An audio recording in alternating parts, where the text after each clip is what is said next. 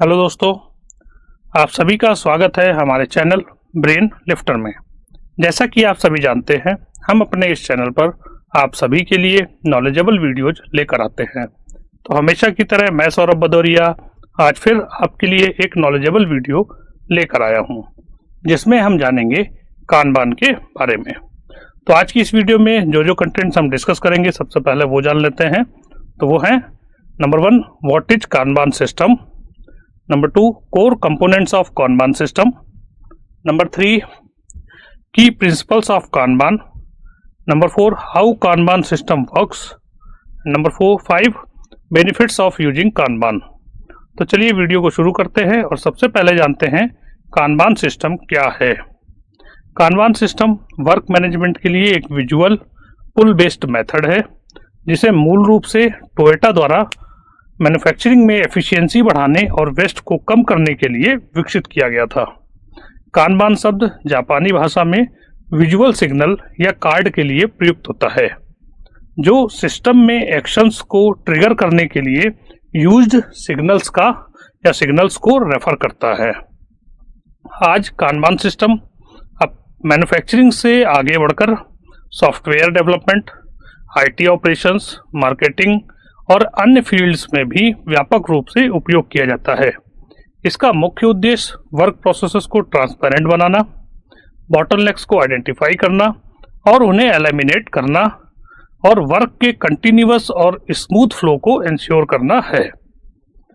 तो चलिए हम समझते हैं कानबान सिस्टम के कोर कंपोनेंट्स के बारे में।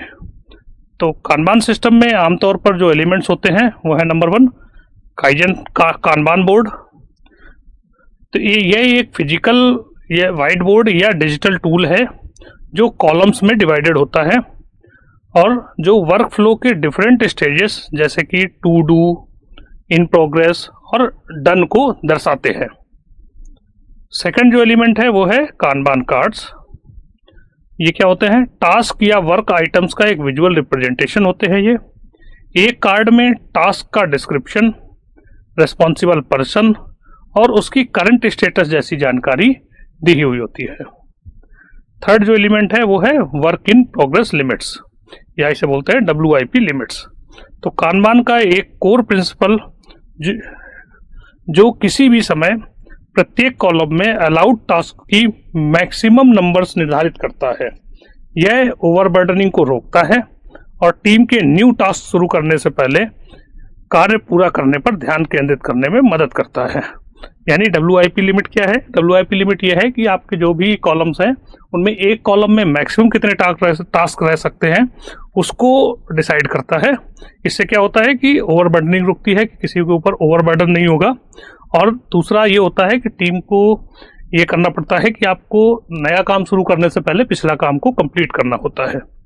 तो ये हो गए इसके मेन कंपोनेंट्स। हम समझते हैं कानबान के की प्रिंसिपल्स के बारे में। तो कानबान मेथड जो है वो 4 फाउंडेशनल प्रिंसिपल्स का पालन करती है। वो कौन कौन से हैं? Number 1, start with what you do now. यानी कि कानबान एक नॉन डिस्ट्रप्टिव मेथड है।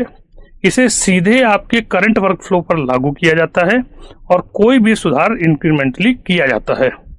यानी पहला क्या था कि start with what you do now, मतलब जो आप अभी कर रहे हो उसी वर्क फ्लो में आपको इसको लागू करना है। सेकंड जो है वो क्या है? Agrees to pursue incremental evolutionary changes. यानी ऑर्गेनाइजेशन वाइड रेडिकल चेंजेस के बजाय कानबान जो है वो छोटे कंटिन्यूअस इंप्रूवमेंट्स को इनकरेज करता है। यह रेजिस्टेंस को कम करता है और प्रोसेस को नेचुरली विकसित होने देता है। थर्ड जो है वो है respect current roles and responsibilities. यानी ये जो है वो नई रोल्स निर्धारित करने वाली कुछ मेथोडोलॉजीज के विपरीत कानबान जो है वो एग्जिस्टिंग ऑर्गेनाइजेशनल स्ट्रक्चर का सम्मान करता है और उसी की आवश्यकता अनुसार रोल्स में परिवर्तन कोलैबोरेटिवली किए जाते हैं। नंबर 4 है encourages acts of leadership at all levels. यानी कंटिन्यूअस इंप्रूवमेंट केवल टॉप टू डाउन इनिशिएटिव नहीं है। कानबान ऑर्गेनाइजेशन में किसी से भी लीडरशिप को बढ़ावा देती है। सभी टीम मेंबर्स को चेंजेस को सजेस्ट करने और उन्हें इम्प्लीमेंट करने के लिए एम्पावर करती है। तो ये जो है ये हो गए कानबान सिस्टम के की प्रिंसिपल्स। अब हम समझते हैं कि ये कानबान सिस्टम कैसे काम करता है।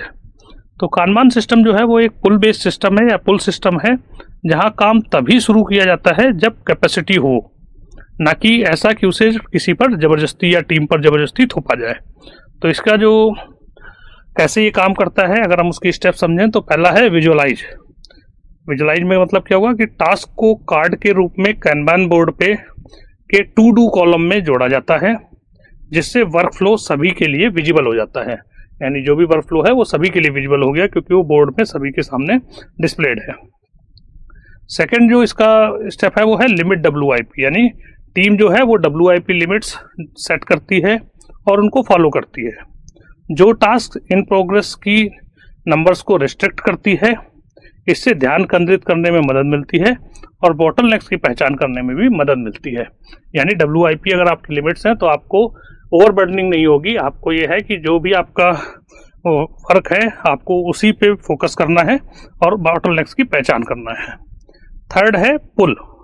जब टीम का कोई सदस्य कोई टास्क पूरा कर लेता है तो वे टू डू कॉलम से अगली हायर प्रायोरिटी वाले टास्क को पुल कर लेते हैं, जिससे कार्य का एक स्मूथ कंटिन्यूअस फ्लो इंश्योर होता है।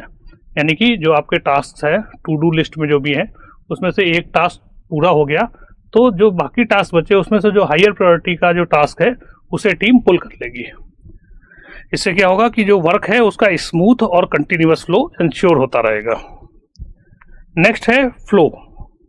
जब टीम फ्लो ऑफ वर्क की कंटिन्यूअसली मॉनिटरिंग करती है, साइकिल जैसे कि साइकिल टाइम की या जैसे मैट्रिक्स का एनालिसिस करती है, तो वे टास्क जो टू डू से डन तक यथासंभव स्मूथली ले जाने के लिए फ्लो मैनेजमेंट करते हैं। यानी कि जब हम उसका जो है कंटिन्यूअसली मॉनिटरिंग करेंगे तो क्या होता है कि हमें टू डू से डन तक जाने में उसका एक स्मूथ मूवमेंट रहता है या स्मूथली जो है उसका फ्लो रहता है।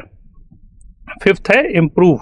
प्रोसेसेस को बेहतर बनाने और किसी भी इशू का समाधान करने के तरीके पर चर्चा करने के लिए रेगुलर फीडबैक लूप लागू किए जाते हैं।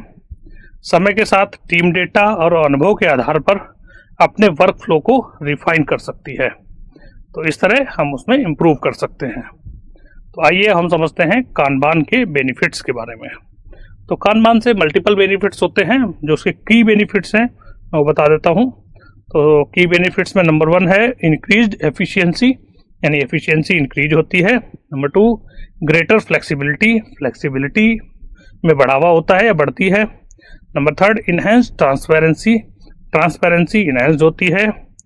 नंबर 4 रेड्यूस वेस्ट, वेस्ट कम होता है। और number 5 improved team focus in, team का जो फोकस है वो बढ़ता है। तो ये इसके कुछ मेन बेनिफिट्स हैं। तो इस तरह आज हमने समझा है कानबान के बारे में। आज की ये वीडियो आपको कैसी लगी हमें कमेंट करके जरूर बताएं। अगर आपको ये वीडियो पसंद आई है तो इसे लाइक करें और दोस्तों के साथ शेयर करें। साथ ही साथ हमारे चैनल को सब्सक्राइब करना ना भूलें और वीडियोज को सबसे पहले पाने के लिए बेल आइकन को जरूर प्रेस करें। तो चलिए दोस्तों, फिर मिलते हैं इसी चैनल पर किसी नई ट्रेनिंग वीडियो के साथ। तब तक के लिए बाय बाय। आप सभी के प्यार और सहयोग के लिए आप सभी का धन्यवाद। आप सभी का दिन शुभ हो।